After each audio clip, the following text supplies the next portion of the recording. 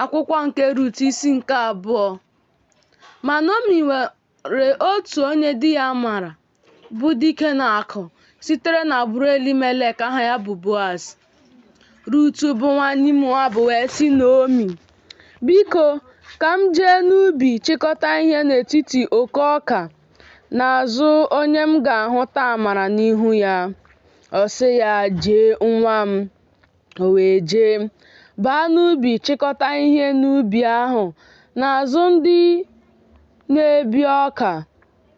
O wee dabara ya ịba n'oke ubi Boaz nwere, onye sitere n'agbụrụ Elimelek.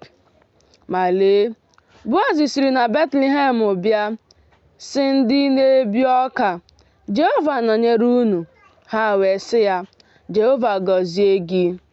Boaz wee sị nwa okorobịa ya nke doro ya onyeisi ndị na-ebi ọka, "Onye nwe nwa agbọghọ a?" Nwa okorobịa ahụ nke doro onyeisi ndị na-ebi ọka wee zaa sị, "Nwa agbọghọ Moab ka ọ bụ, nke soro Naomi si n'ala ọhịa Moab lọta." Ọ sị, "Biko, ka m chịkọta ihe, kpokọtakwa ihe n'etiti ukwu ọka n'azụ ndị na-ebi ọka." O wee bịa guzogide site na mgbe ụtụtụ wee ruo ugbu a, ma ugbu a ọ na-anọdụ n'ụlọ nwa mgbei. Boaz wee sị Rut, "Ị nọghị nwa m, ejela ịchịkọta ọka n'ubi ọzọ, esikwela n'ebe a gabiga, ma otu a ka ị ga-arapara n'ahụ ụmụ agbọghọ m, ka anya gị abụọ dị n'ubi ebe ha na-ebi ọka. Ị ga-eje sokwa ha n'azụ. Enyeghị m ụmụ okorobịa iwu ka ha ghara imetụ gị aka. Ma mgbe akpịrị kpọrọ gị nkụ, jee n'ite mmiri ṅụọ ụfọdụ n'ime mmiri nke ụmụ okorobịa na-eseta." Rut wee daa kpuo ihu ya n'ala, kpọọ isi ala, sị ya, "Gịnị mere m hụtaworo amara n'ihu gị, i wee mata m, ebe mụ onwe m bụ ọbịa?" Boaz wee zaa sị ya, "Egosiwo m nke ọma ihe niile i meworo nne di gị site na mgbe ọnwụ di gị, na ị hapụwokwa nna gị na nne gị n'ala amụrụ gị, i wee bịakwute otu ndị nke ị na-amaghị na mgbe gara aga. Jehova kwụghachi gị ọrụ gị, ka ụgwọ ọrụ gị zukwa ezu site n'aka Jehova bụ Chineke Izrel, onye ị bịaworo ịgbaba n'okpuru nku ya."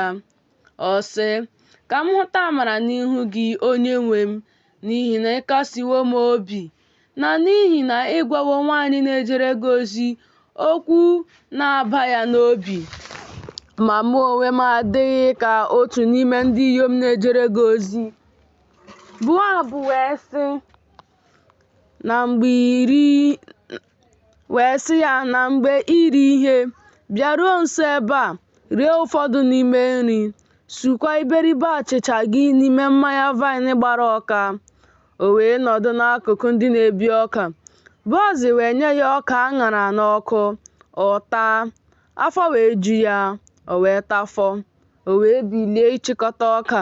Boaz wee nye ụmụ okorobịa ya iwu sị, "Ọbụla n'etiti ukwu ọka ka ọ ga-achịkọta, ma unu emela ka ihere mee ya. Ọzọkwa, n'ezie, dọpụtaranụ ya ụfọdụ n'ime ukwu ọka, hapụ ya ka o wee chịkọta ya, unu agbakwarala ya mba." O wee na-achịkọta n'ubi ahụ ruo anyasị. O wee tichaa nke ọ chịkọtara, ọha ka otu efa ọka balị. O bilie baa n'obodo. Nne di ya wee hụ ihe ọ chịkọtara. O wepụta nye ya ihe o rifọrọ mgbe afọ juru ya rịị.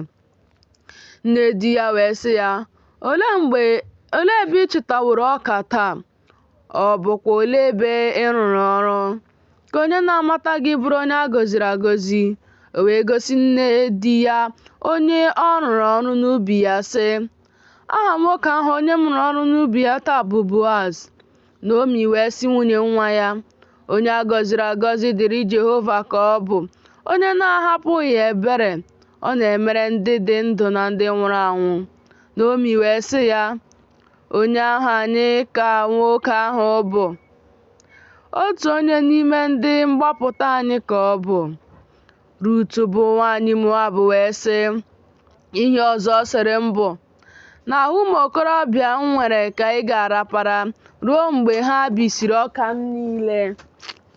Naomi wee sị Rut bụ nwunye nwa ya, ọ dị mma nwa m, ka ị soro ụmụ agbọghọ ya pụọ, ka ha gharakwa izute gị n'ubi ọzọ.